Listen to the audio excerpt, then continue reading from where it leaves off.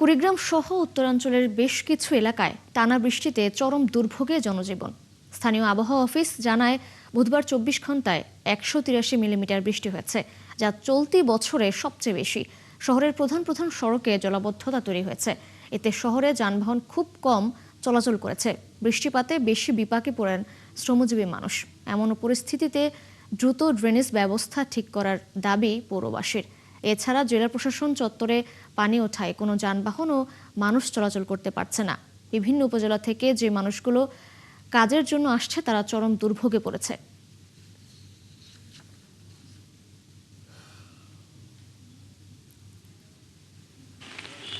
শহরের মেন রাস্তা ড্রেনের বেহাল দশার কারণে পানির যে অবস্থা, প্রত্যেকটা দোকানের ভিতরেই পানি ঢুকে গেছে। তো আমরা দ্রুত এর সমাধান চাইতেছি, দ্রুত সরকার রাস্তাটা ঠিক করুক এবং ড্রেনের সমাধানটা করুক। পৌরসভার রাস্তার একটু সামান্য বৃষ্টি হলেই হাঁটু পানি নেমে আসে, আমাদের চলাচলের খুব অসুবিধা। কুড়িগ্রাম সহ উত্তরাঞ্চলে টানা বৃষ্টিতে চরম দুর্ভোগে জনজীবন। সেখানকার সবশেষ তথ্য জানাতে যুক্ত হচ্ছেন সহকর্মী রাজু মুস্তাফিজ। রাজু, জলাবদ্ধতার সমস্যা সমাধানে প্রশাসন কোনো পদক্ষেপ নিয়েছে কিনা জানাবেন। হ্যালো,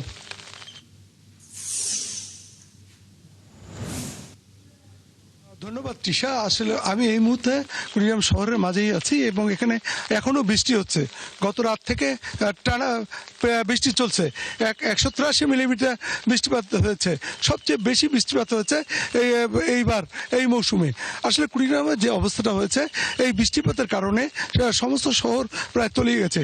বিশেষ করে জেলা প্রশাসন, চত্বর, জজকোট মোড়, কলেজ মোড়, কুড়িগ্রাম দাদা মোড় থেকে ঘোষপাড়া, সমস্ত রাস্তাগুলি তলিয়ে গেছে। এতে মানুষের দুর্ভোগ চরম আকার ধারণ করেছে।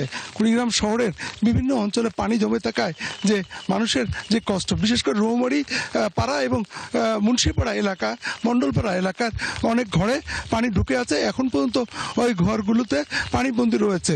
আসলে দীর্ঘদিন থেকে কুড়িগ্রামের যে ড্রেনেজ ব্যবস্থা, এই ড্রেনেজ ব্যবস্থাগুলো খুবই খারাপ অবস্থা, কারণ ড্রেনেজগুলোতে অপরিষ্কার রয়েছে এবং পানির প্রবাহ যেতে না প্রায় এই পানিগুলোই আটকে যাচ্ছে। আসলে এই কুড়িগ্রামের যে অবস্থাটি, এই অবস্থাটিতে সবচেয়ে সমস্যা পড়ছে যে টানা বৃষ্টির কারণে যে ধান ক্ষেতগুলো আছে, এই ধান ক্ষেতগুলো পানিতে আসলে তলিয়ে রয়েছে। কৃষকরা, যে শ্রমিকরা এখনো এই বৃষ্টির কারণে তাদের এক প্রকার অলস সময় কাটাচ্ছে, তারা কোনো কাজ পাচ্ছে না এবং এই কাজ না পাওয়ার কারণে তাদের পরিবারগুলো চরম দুর্ভোগে পড়েছে এবং খাদ্য কষ্টে পড়েছে। এবং স্থানীয়, আপনি বলছেন স্থানীয় প্রশাসনের কথা, আসলে স্থানীয় প্রশাসন যখন এই বৃষ্টি হয় এবং পানিতে সয়লাব হয়ে যায় সমস্ত শহর, তখন হয়তো তারা ড্রেনের কিছু কাজ করে, তারপরে আবার বন্ধ হয়ে যায়। আসলে দীর্ঘদিন থেকে আসলে এখানে মেয়র না থাকার কারণে প্রশাসক কিছুটা চেষ্টা করলেও আসলে বাস্তবিকতে কাজের কাজ কিছু হয় না। যে কাজ করে এবং এই কাজগুলোই আসলে ঠিকমতো না হওয়ার কারণে ড্রেনগুলো প্রায় বন্ধ হয়ে গেছে এবং যে কুড়িগ্রাম শহরের যে ড্রেনেজ ব্যবস্থা, এটি আসলে পরিকল্পিতভাবে আসলে কোনো হয়নি, যা যত্রতত্র ভাবেই তৈরি হয়েছে বা হচ্ছে। এই কারণেই যে এই পানির এই জলাবদ্ধতার সৃষ্টি হয়েছে। পাশাপাশি আপনাকে বলে রাখি,